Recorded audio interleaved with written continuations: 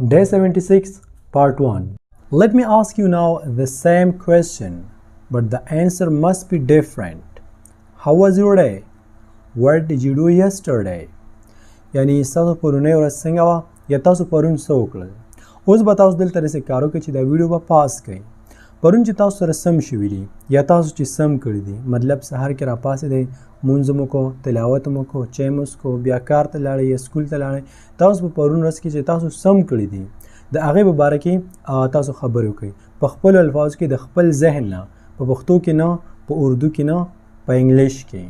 مات ګوډي وایه، غلطي وایه، but you just need to try. You just have to give it a shot if you really want to become fluent in English language. که تاسو واقعي انګلیش زده کول غواړئ، بیا څنګه چې درته مونږ وایو هماغه شان به تاسو خامخا کوئ.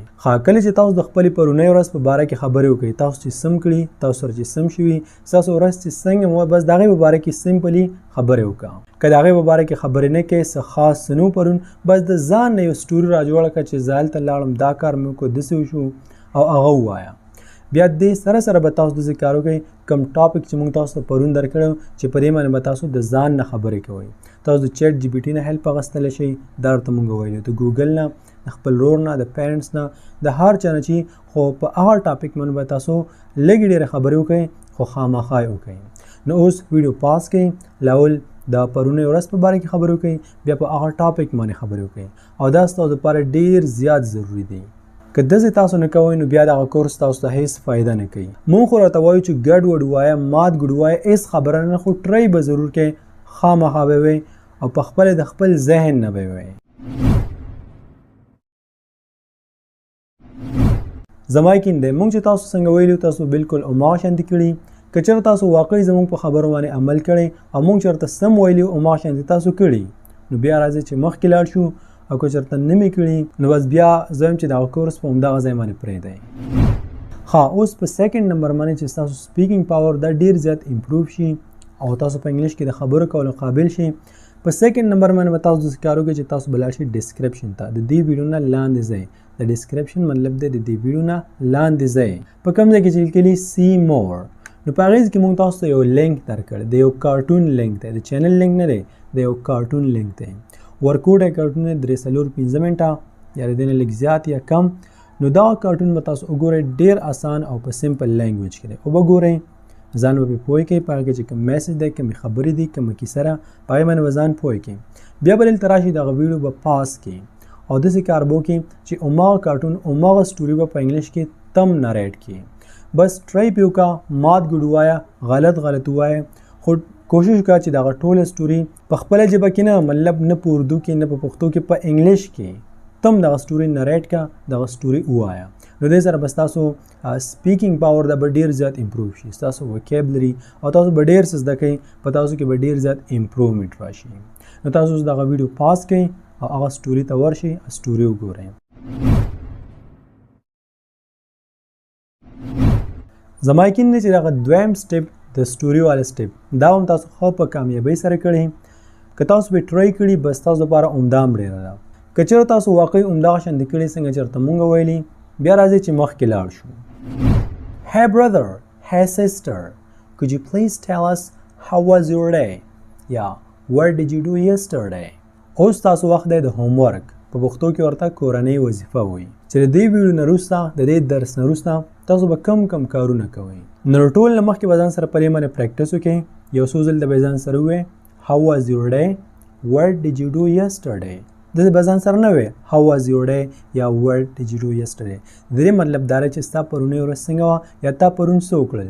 نو ته چې نن سم کې د دې په باره کې ځان سره یو څو ځل ته خبرې وکړه، دا ځان سره واړوه، په دې باندې پریکټس وکړه چې زه دلته لاړم، دا مې وکړل، سهار کې وختي راپاڅېدم، ناوخته راپاڅېدم، چای مې وڅښو، بیا مې مونځ وکړو، مونځ خلک مخکې کوي، دا کار مې وکړو، هغه کار مې وکړو. د دې how was your day او what did you do د دې دا مطلب دی. زما یقین دی چې دا ټول هر څه خو به اوس تاسو پېژندلي. نو په دې باندې به ځان سره پریکټس وکړئ چې ته به سبا په سباني درس کې به د دې په باره کې خبرې څنګه کوې، څنګه به مونږ ته وایي چې ستاسو نننۍ ورځ څنګه وه. صحیح شو؟ اول به داسې وکړئ. بیا را تاسو چې په سکرین باندې ښکاري کوم ټاپک درته مونږ درکړی دی، نو مونږ غواړو چې دې سره په همدغه ټاپک باندې تاسو د خپل ذهن نه په انګلیش کې خبرې وکړئ.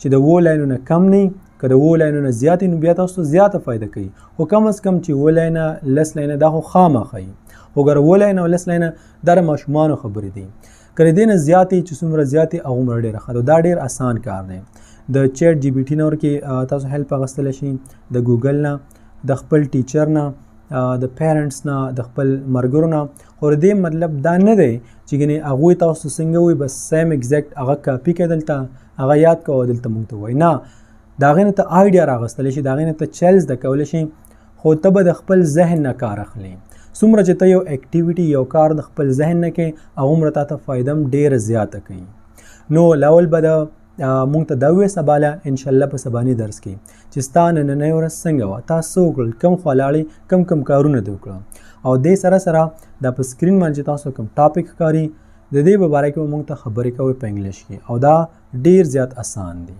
که په دې خبرو باندې تاسو پوه شوي یاستئ بیا راځئ چې مخکې لاړ شو دلته اوس په وکیبلري کې مونږ زده کوو look forward to د look forward مطلب سره دا اوس مونږ په سنټنسز کې استعمالو او په دې باندې بیا تاسو ډېر ښه پوه شئ د look forward مطلب دی منتظر کېدل د یو څه په انتظار کېدل کله چې تاسو یو څه ته په انتظار استئ په تمه ورته استئ او د هغې په باره کې تاسو ډېر زیات ایکسایټډ استئ لکه فار ایگزامپل زیات کسان مونږ ته په کمنټ سیکشن کې داسې وایي I'm looking forward to your new video lesson یعنې زه ستاسو نوي ویډیو ته منتظر یم په تمه یم ورته انتظار ورته کوم په بې صبرۍ سره ورته انتظار کوم I'm looking forward to your new video lesson We are all looking forward to the wedding ceremony this Friday را روانه جمعه باندې چې کوم واده دی هغې ته موږ ټول په تمه یو په انتظار یو ورته منتظر یو ورته We are all looking forward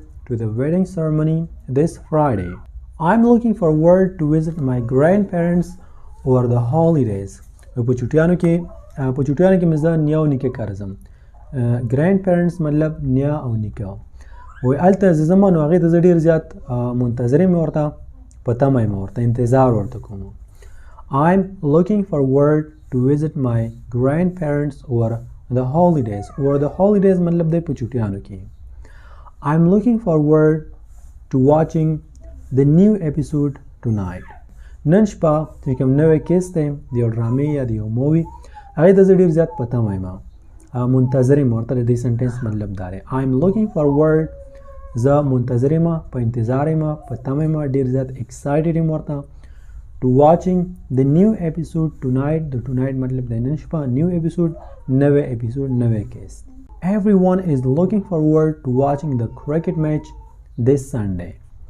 را روان اتوار باندې چې کوم د کرکټ میچ دی هغې ته ټول خلک په انتظار دي ټول خلک وله په تمه دي منتظر دي The clever man یو چالاکه سړی The clever man مطلب یو چالاکه سړی is the name of this story and this is an interesting story so I want all of you guys to be all ears. Once upon a time یو ځل ته د دې خو تاسو ډېره ښه پته ده چې د once upon a time مطلب دی یو ځل ته There lived a king یو باچا اوسېدو He wanted a wise man for his kingdom to become his new prime minister و یو ځل ته یو باچا اوسېدو چې د هغې په کار و یو هوښیار سړی یو هوښیار سړي ته ضرورت و یو داسې هوښیار سړی چې هغه د دې کینګډم د دې د سلطنت څه شي پي ایم شي پرایم منسټر شي یعنې د دې وزیر جوړ شي د دې نوی وزیر د نوي وزیر په تلاش کې خو دې ویل چې یو هوښیار کس زما نوی وزیر شي He wanted هغې غوښتو a wise man یو هوښیار سړی for his kingdom د هغې د کینګډم دپاره د هغې د سلطنت دپاره to become his new prime minister چې د هغې نوی پرایم منسټر جوړ شي یعنی وزیر جوړ شي for this د دې دپاره he arranged a riddle competition هغې یو مقابله منعقد کړه یعنی یو د یو مقابلې بندوبست وکړو یو قسم ته مقابله یې شروع کړله ریډل یو قسم ته مقابلې ته وایي چې موږ په پښتو کې هم دا کوو خو تاسو اوس پته ولګي چې دا کم قسم مقابله ده او کمپیټیشن مطلب مقابله The question was یعنی دا یو داسې مقابله و چې په دې کې به یو پوښتنه کوله یو کوېسچن و او باچا ویل چې که ما ته د دې پوښتنې جواب چا راکړو نو هغه به زما نوی مطلب زما به نوی وزیري پي ایم به پرایم منسټر به The question was هغه سوال ورکې دا Once a man with a gourd, a bundle of grass and a lion had to cross a river on a small boat which could carry two of them at a time. و یو ځل ته داسې کار وشو چې یو سړی دی، صحیح ده، یو سړی دی، هغې سړي سره یو چیلی ده او یو ورسره د ګیا یو ګیډی ده، and a lion او یو ورسره شیر دی. نو دا سړی د سیند نه هغه اړه ځي، دغه سړی چې کوم دی که نه د سیند نه هغه اړه ځي. دلته یو ورکوټی بوټ دی، د بوټ مطلب دی کشتی. نو دا سړی په دې ورکوټي بوټ کې په دې وړې کشتۍ کې سره د شیر د چیلی او د ګیا د ګیډي او ځان به هم اړی د سیند نه هغه اړه. خو دا کشتۍ دومره وړه ده چې په دې کې صرف 2 کسان په یو ځل باندې راځي، یعنی یا به ورکې دا سړی او دا د ګیا ګیډی اوړي، یا به ورکې مطلب دا شیر او چیلی دا به ورکې اړي، ټول په یو ځل په دې کې اوښتلی نه شي. In this situation what should one do؟ نو په دې حالت کې، په دې سچویشن کې دا کس باید څه وکړي؟ In this situation په دې حالت کې بیا ورته یو ځل ته ګورو. Once a man یو ځل ته یو سړی دی with a goat یو ورسره چیلی ده and a bundle of grass او د ګیا یو ګیډی دی ورسره and a lion او یو شیر دی had to cross a river او دا به د سیند نه هغه اوړي on a small boat په یو وړه کشتۍ کې which could carry کوم چې صرف وړلی شي 2 of them په دوی کې 2 at a time په یو وخت کې، مطلب په دې کې صرف د 2 گنجایش دی. In this situation په دې حالت کې what should one do؟ یو کس باید څه وکړي، مطلب یو کس ته څه کول پکار دی؟ ask the king in his court، باچا په خپل دربار کې په خپل کوټ کې دغه پوښتنه وکړله. No one in the kingdom could answer، په دغه کینګډم کې د دې پوښتنې جواب چا هم نشو ورکولی. No one in the kingdom could answer. Everyone was in a fix، هر یو کس په یو مشکل کې و and did not know what to do، او هیڅ نه پوهېدل چې څه وکړي، مطلب هر یو کس سوچ کو خو چا ته هم د دې د جواب پته نه وه. If they took the line first، که چېرته هغوی داسې کار وکړي چې په دې کښتۍ کې دا شیر هغه واړی the goat would eat up the grass، دا ګوټ چې کوم دی که نه چیلی دا به لګیا شي دا ګیا به وخوري. the goat would eat up the grass، چیلی به لګیا شي او ګیا به وخوري. and in their absence، او د هغوی په غیر موجودګۍ کې if they took the grass، که چېرته هغه سړی دا زمری مطلب دا شیر او دا چیلی د سیند نه دې غاړه پرېږدي ګیا واړی the lion would eat up the goat، نو شیر بیا لګیا کېږي چیلی خوري. all of them thought، ټولو سوچ وکړو but none of them found the right answer، هغوی سوچ وکړو ښه ډېر سوچ وکړو خو چا هم د دې صحیح جواب پیدا نه کړو.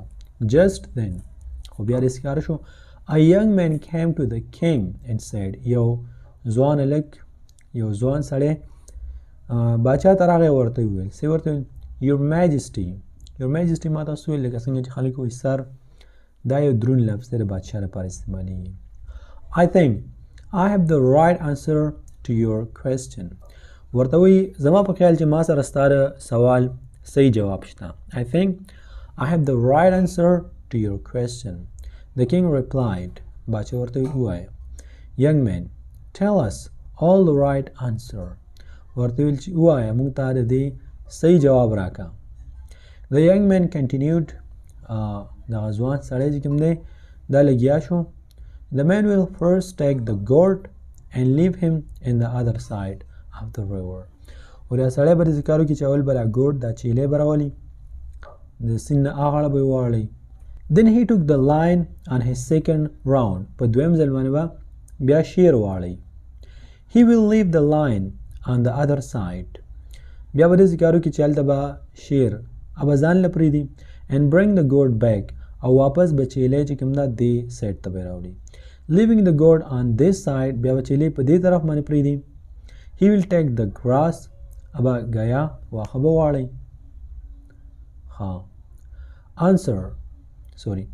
everyone in the court was amazed by his answer، هر یو کس پر کوټ کې پر دربار کې د بادشاه په دربار کې په دې جواب باندې حیران و.